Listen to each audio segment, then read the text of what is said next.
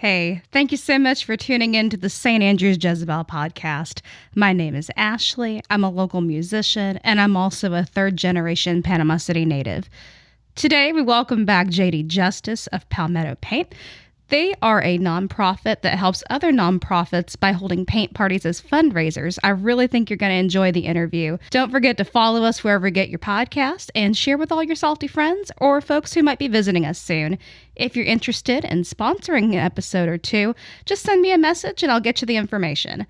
The reason I think you're going to appreciate this episode is because JD is a community leader who is doing big things here in Bay County, and he's also an amazing artist.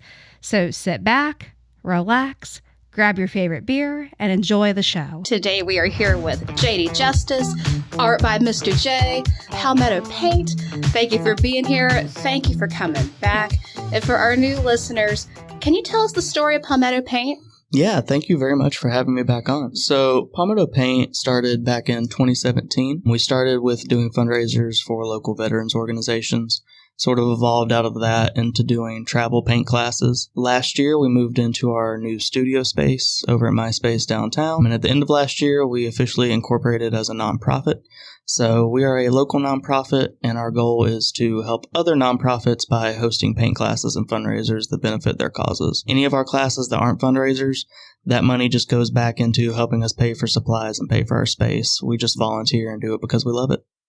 Awesome. And how did you get the idea for Palmetto Paint to get started?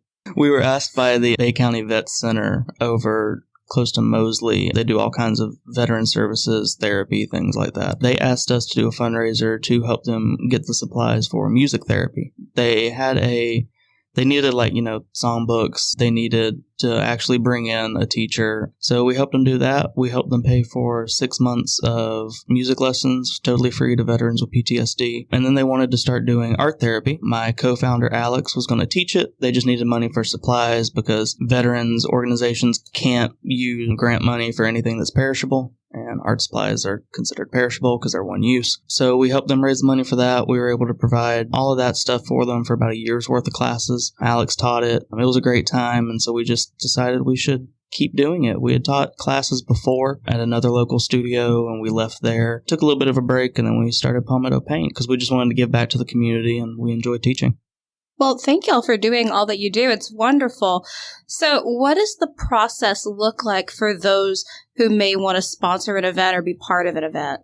So to attend an event, you actually just have to sign up online. All of that's on our website, palmettopaintpc.weebly. It's hooked up to Square, so it can take pretty much any card. You can do PayPal, I think. But you can just pay online, reserve your seat, and come to it. If you want to host an event, we do let people do private events and things like that. You just got to get with us. Our calendar fills up 3-4 months in advance sometime. Right now, we don't have a whole lot available through the end of the year. Our calendar's pretty much done with the exception of, I think, 3 weekends. But, closer to Christmas, people want to do Christmas parties and stuff. They can just reach out to us if we've got a spot available. We can work something out. As far as hosting a fundraiser, an organization just has to be a 501c3 organization. Preference is given to local organizations, so like the Witches of St. Andrews, Salty Cats of St. Andrews, Floriopolis, places like that get preference over, bigger national organizations. I really love that you prioritize local nonprofits. And what are you most excited about right now? So right now I'm really excited about our Fundraising Marathon. So this summer we started something that we might start doing every year. It's a lot of work, but it's been very fun. Where normally we do 1 or 2 fundraisers a month. This summer we've been doing 3 a month, and we kind of planned it all out well in advance. So May, June, and July we've been doing our Fundraising Marathon. 3 fundraisers every month, 9 fundraisers total. The goal is to raise $3,000 for local nonprofits. Our goal is to do $1,000 every month, but as of right now, we've almost met that $3,000 goal, and we've still got 3 fundraisers to go. So I'm really excited about that. Once we hit that $3,000, we'll have donated $15,000 back to local nonprofits, and then anything else above that is just extra. So maybe by the end of the year, we'll be closer to $20,000 donated. So I'm very excited about that. Holy cow, y'all! If y'all could see my face, that is just amazing. That is fantastic. And it's all just from teaching people to paint. We just enjoy doing it. And that's even better that you love doing what you're doing while you're doing the good. Yeah, absolutely. So what nonprofits are involved in this marathon? So in July, we're doing a fundraiser for Archangel Pet Foundation. They provide funding to families who might not have the money for emergency vet care. They're a great organization. They work with salty cats. We're also doing a fundraiser for Lavish Ministries. You've had Nicole on before, and I think last time I was on here, we talked about I met Lavish. Nicole because of y'all. Yeah, so we're doing a fundraiser for them. And then our last fundraiser for the marathon is going to be Heartland Rescue Ranch. We're going to be raising money for pet food because they've got a lot of animals on the property and they go through a lot of food. But May, we worked with a few other nonprofits. All of them were local. June, we worked with Salty Cats of St. Andrews. We worked with the Witches. The other one is slipping my mind right now. But yeah, it's been a busy summer. So now you've also been part of, I call it Mural Mania. That's been going around Panama City. What's that been like? Mural Mania is a great way to put it. It's been very interesting. So as far as murals go, Panama City, Bay County in general, just this area is really kind of about a decade behind. My hometown, Spartanburg, Greenville-Spartanburg area in South Carolina, they've been on the mural train for a while. They've got a lot of murals up there. Hopefully I'll be traveling to do one sometime in the next year. I'm super excited about that. But we're a little behind. But as we've caught up, it's been interesting to see people's reactions. You know, the first mural that Joyful did over at the branch house behind history class, some people loved it, some people didn't love it, but it was like that was opening the floodgates for anything to happen. Jason over at the Center for the Arts has been a huge part of that. Heather Parker has been a huge part of that. I just love seeing all of the art going up. I've done a couple. I'm really excited about the Mural Mania. It's nice to see art going up just all over town, especially downtown in St. Andrews, but hopefully it'll start spreading, over to Lynn Haven, Glenwood, places like that where there's not a whole lot of art, but there could be. There's plenty of artists to do it. So I'm excited to see more public art in places. Absolutely. I really look forward to seeing that too. It's a wonderful way to beautify our area. Now, from what I can see, you can't get enough of the muraling because you created a mural at your house. Tell us about that, please. Yeah, so I wanted to paint the side of my garage, but I was like, yeah, no, it's stucco. I don't feel like doing that. So my friend helped me build a plywood wall to cover the side of my garage. And I just paint it every few weeks, every month or so, just for practice. All of the stuff that I paint on there is stuff that nobody would ever pay me to paint because it's just random ideas. But it's good stuff to have, in my back pocket as examples of my work for mural festivals or for different jobs that I might try to apply for out of state where people don't get to see my work all that often unless they go on social media. So it's been fun. It's getting a little hot. So the next thing that goes up is probably going to be the last thing that goes up until September. Right now I'm working on kind of a patriotic red, white, and blue eagle. I'm actually probably going to wrap that up today when I leave here. And then I'll probably do one more summery thing. And then it's probably just going to stay that way until it cools off. I don't blame you. And what's something that the public might not quite understand about the process and the expense of muraling? So paint has only gotten more expensive. It was never cheap, but everything's gotten more expensive. Blue paint in particular, just fun fact for you, the chemicals that they use to make blue paint, the chemical plants that make them have been, shut down since COVID or out of work. So getting certain shades of blue is almost impossible right now. There's just random things that nobody really thinks about. But paint's just expensive, labor's expensive, the tech that is required, scaffolding, lifts, things like that. There's a lot more in the process of muraling than just letting an artist show up and start painting. So that's a big thing. I don't think people quite understand the cost of it.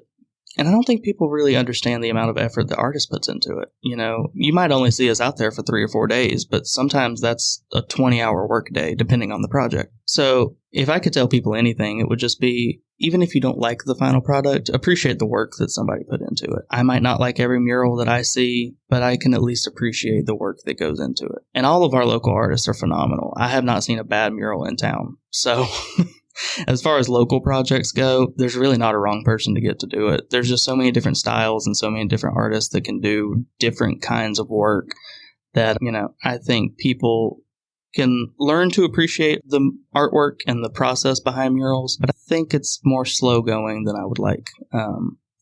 People say all the time, especially when they see me and Heather working, because Heather and I paint pretty slow depending on the project, and people be like, oh, are y'all not done yet? But there's just a lot that goes into it. There's a lot of thought. There's a lot of process. Like my front yard mural, I probably only spent like 8 or 10 hours on that. But it's still 8 or 10 hours, even though it's just for fun. There's just a lot that goes into creating a piece of art, especially on a scale of a mural. I did not think that I would be doing murals full time, but I really enjoy it. It's something I'm probably not going to be able to do forever. It's just a lot of work and it's hard, especially in the Florida heat.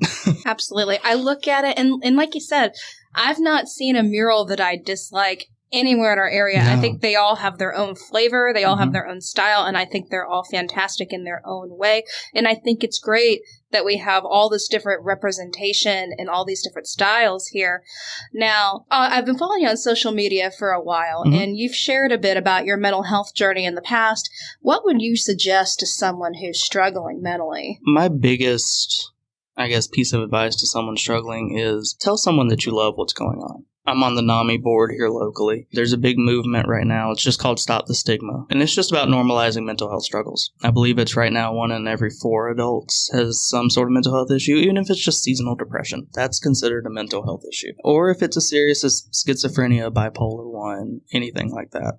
My biggest piece of advice is let someone you know, or let someone that you love, know what's going on. Keeping that information to yourself does not do you any good. Getting professional help is also a big thing. There's places like Talkspace, there's free numbers that you can text, like 741-741. There's a few different numbers that you can text, and it's free. You know, they'll probably recommend that you go see someone, even if it's just for like a few months, but it helps. Get help. Don't be afraid to let people know that you need help. There's nothing wrong with asking for help. I think that's the biggest struggle, particularly for guys. I think we just have a hard time asking for help with anything, much less if it's something that we can't really put words behind. So yeah, I think just normalizing asking for help, destigmatizing mental health issues is really the biggest thing that we can do as a community right now. And our community is really good about it. Last year, Mayor Brudnicki actually declared, I believe it's October, Mental Health Awareness Month for Bay County, which is really cool. It's a big step from the city to, just acknowledge that and to just bring that up in a very public way. So yeah, my biggest piece of advice is if someone comes to you with a mental health issue, be open to it. Be willing to talk to them about it and be willing to help them seek help. Because you are not a counselor, you are not a psychologist. They probably need actual help, even if it's just 1 or 2 visits. There's nothing wrong with that. Absolutely. And let's back up a minute. For those unfamiliar, what is NAMI? So NAMI is the National Alliance on Mental Illness. We've got a small branch here, but it's growing. Hopefully starting this fall, I'm actually going to be teaching I believe it's a 6-week course. It can be 8, just depends on how we schedule it. But it's called Peer-to-Peer. It's for anyone who thinks they might be struggling with mental illness or who knows that they are, or who maybe just thinks they might be. But it's an introduction to just kind of the broad spectrum of this is what mental illness looks like, this is how it can affect your life, this is how you can deal with it, this is how you can seek it. It's about 6 to 8 weeks. It's a great program. I've done it. I've done the training on how to teach it, so I'm really excited for that. But NAMI's involved in a few different things around town, and they're trying to grow. So if you're interested in NAMI, just look them up, namibaycounty.org. But they're all about education and advocacy for mental illness. They do great things. I used to work in mental health. I worked for Children's Home Society for 5 years, and we did a lot in partnership with Life Management. Yeah. That's how I came to learn of NAMI, and I have their magnet on my refrigerator just in case I ever need to give that number out to folks. And to me, a big thing that makes a difference in my mental health is having a solid, not just morning routine, but just routines in general. That's how I keep myself in check and keep myself in good spirits. Do you have a morning routine? And if so, what does that look like for you? So I try to have a morning routine. I am a night owl. I've really got more of an evening routine. But my morning routine usually consists of wake up, exercise, make sure all the plants are getting watered. My wife loves plants. I love plants. So I check on the plants all the time. Check on the chickens, check on all the animals. And then I just go to work. I'm usually painting somewhere, even if it's just at my house or at my studio. I'm usually painting somewhere by about 9 o'clock in the morning. So that's usually my morning routine. And then I, paint until it's lunchtime and then I go home. Sounds like a pretty lovely day to spend your morning to me. So tell us about these chickens. What's going on with them? So my chickens are my little babies. I grew up with horses and chickens in South Carolina, goats, pigeons. We had just all kinds of animals. We had a menagerie. But when I moved here, city limits, there's only so many animals you can have. But anyway, this spring, I finally decided, I'm going to get some chickens. So I got a few hens. They're not laying yet, but they're still just great little companion animals. I don't think people realize birds have little personalities, especially chickens. They're so used to humans, especially ours, because we handle them all the time. They've got great little personalities. They're super entertaining. Shameless plug, I have an Instagram for them. It's called The Painter's Peeps. And I just post random pictures and just stuff about my chickens. I love animals in general, but yeah, my chickens are extremely entertaining. I'm going to follow that as soon as we're done. What's your chickens' names? Oh, we've got Dolly and Blanche, Dolly Parton and Blanche Devereaux, obviously. We've got Coriander and Rosemary, and then we've got Henrietta and Hester. Oh my gosh, that's great. And y'all, I think chicken people are the best people. I belong to a Facebook group, and I don't know if you're in it. It's called Backyard Chickens. I am, yeah. Oh, wonderful. See, the chicken people find each other. I grew up with chickens. I don't have any right now, but I will again someday. I tell people all the time, even if you just want like 2, just get you some chickens. They're easy to take care of. You know, they're great little companions. They're entertaining, and you get eggs. You know, what's there not to love? Absolutely. I love chickens. Awesome. So, since this is a show about St. Andrews, what do you love about St. Andrews, and how do you hope to see it develop? The best way to describe St. Andrews is the way it describes itself, which is just salty. It's such an interesting place. You know, you can walk from, Los Antijitos down to Amavita and just see musicians playing, see artists out painting, see people hanging out, drinking, having a good time, see families enjoying themselves. And there's a lot of history in St. Andrews. It's just a great little place. You know, it's not very big. There's not a ton of people, but it's just a great place for families, a great place for people visiting to go see. And, selfishly, it's a great place for artists. So I love it over there. Me too. And do you have a piece of art on the Janies Fence for this month's exhibit? I think so, right? Mm-hmm. Yeah, I took a couple of our Palmetto Paint paintings over, so they're up on Janies Fence. One of them's a heron, another one's a little pelican, and it says "Stay Salty" on it. So I put a couple of pieces up over there. I believe the next Janies Fence installation is fish, so I got to come up with something for that. But yeah, that sounds like super fun. If you were to plan a perfect St. Andrews Day, what would that look like? I used to live over there, so that's easy. Start off with going to Amavita for coffee, walk around Oaks by the Bay. I'd probably paint something somewhere, whether it's on a wall or over in the park, just on my easel. Around lunchtime, maybe go to Finn's, get some lunch. I love their quesadillas. They're so good. Mm-hmm. Probably paint a little bit more and then wrap up my evening at library. I love library. That's my favorite place to grab a drink at the end of the day. That sounds good to me. That sounds like the perfect St. Andrews Day right there. So what do you think has been your greatest challenge as an artist, and what are you doing to overcome that? So my biggest challenge as an artist is getting outside of my box. We've all got our comfort zones. Artists especially have styles that they're more comfortable with. But working with Heather Parker over the last year over at Chautauqua and in St. Andrews and doing stuff with Floriopolis, I've learned to kind of come out of my shell as an artist a little bit. My comfort zone is kind of pop art, bright colors, no lines, just really bold shapes and stuff. But as I've worked with her, I've gotten a little more into kind of surrealism. I still don't really enjoy painting realism per se. It's just too stressful for me. Like Heather can knock out a realistic painting pretty quick. I stress over it too much. But working on kind of, I call it being an artistic chameleon, adapting to different styles, working on different things, making sure that you're not exactly, copying another person's, you never want to copy somebody's artwork, but looking to other artists for inspiration and being like, okay, I like what they did here. I'll pull that into this piece, or I like what this artist did with this piece of art. I'll kind of pull that into my next piece, and just getting out of the box. Because, if somebody asked me to just design something, I'm probably going to go to my fallback, which is the more pop art style. But I'm at least open now to saying, okay, I can do something else if you want something else, or I can offer up different ideas. So that's been a fun experience that really has just happened over the last year as I've gotten more murals kind of under my belt and taken care of. I think that's so amazing how when you become friends with another artist and they help you get out of that comfort zone, and in turn grow and develop yourself as an artist. Are you still doing your web series Watching Paint Dry? And who have you had on the show lately, if so? Yeah, so we are still doing Watching Paint Dry this summer with the Summer Fundraising Marathon and a lot of the mural jobs that I've gotten. We haven't been doing it as much. I never really intended it to be a weekly thing. I kind of just intended it to be a whenever I felt like doing it kind of thing. The last person that we had on was back in May, I believe. It might have been June, but I think it was May. We had on Michelle from Dadra Panhandle. She talked about what they do for the community. They work with veterans organizations. They helped us get the Senior Saturday program at our studio started. So she's the last person that I had on. We're definitely going to have more episodes before the end of the year. We'll probably have one in August.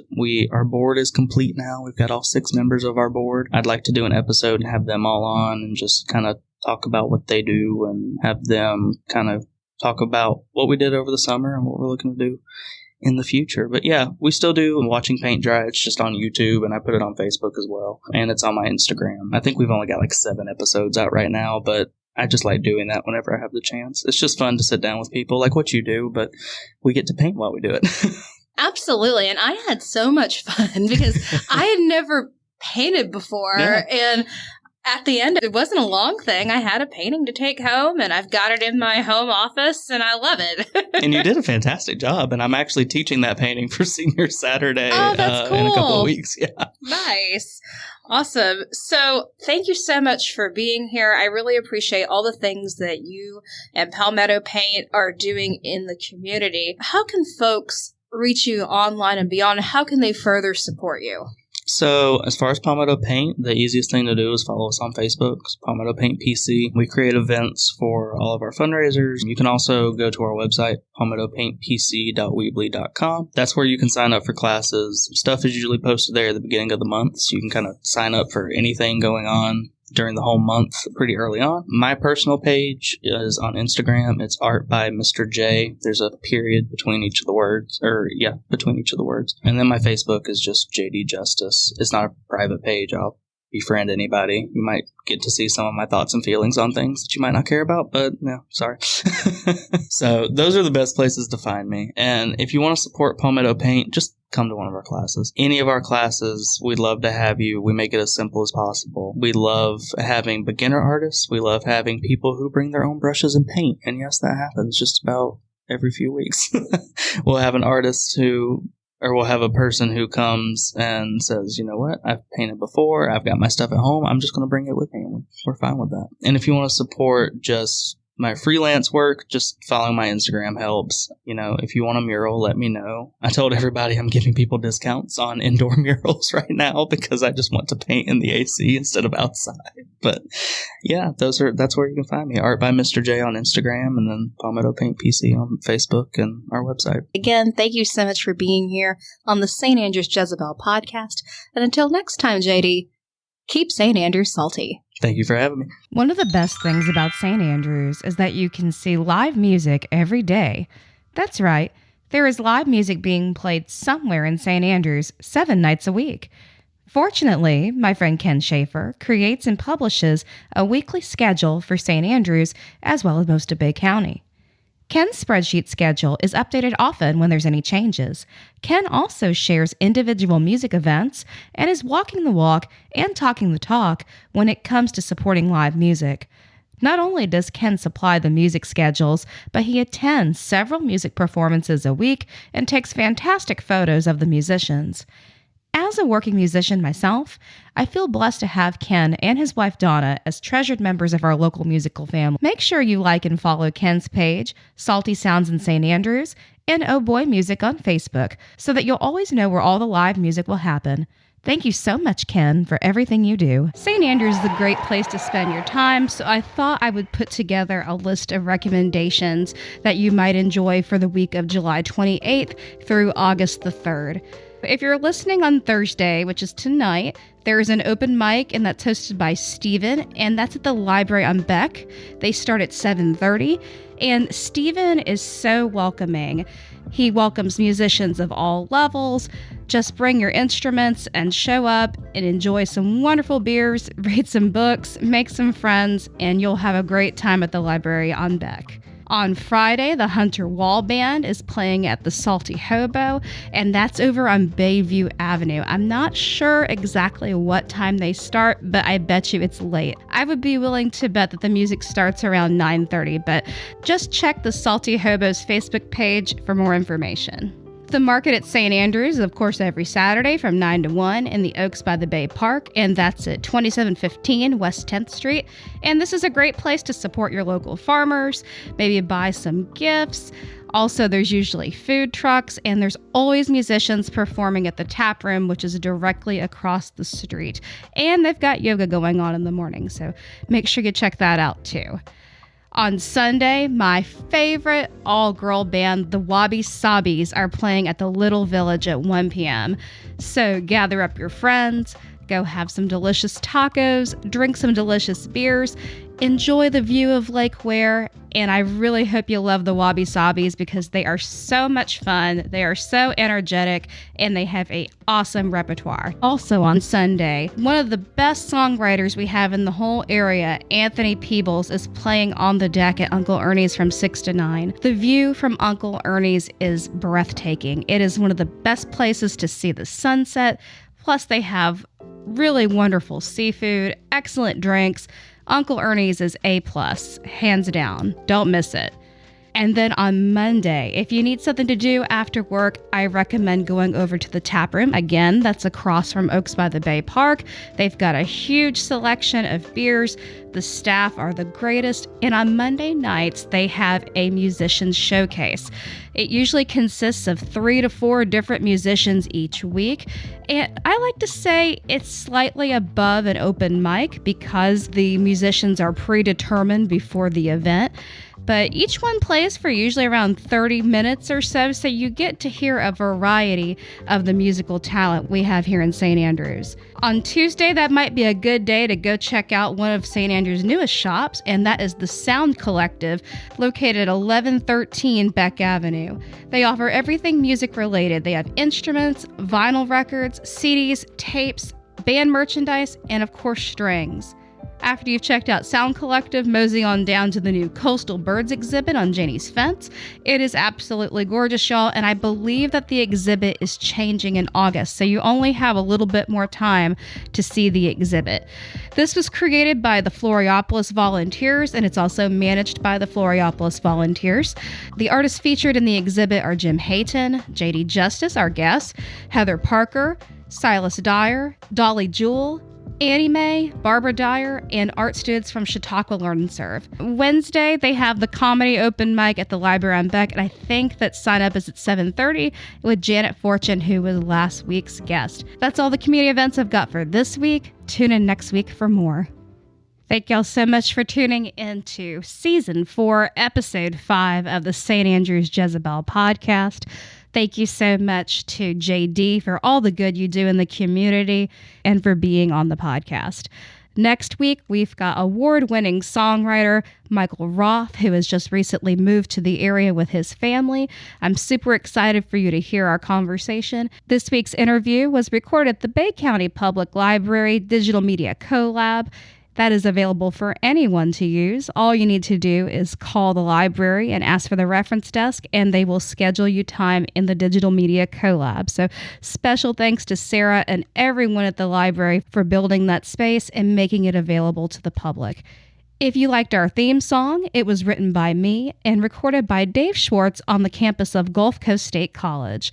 The rest of the show was recorded in my music room, and until next time, keep St. Andrews salty.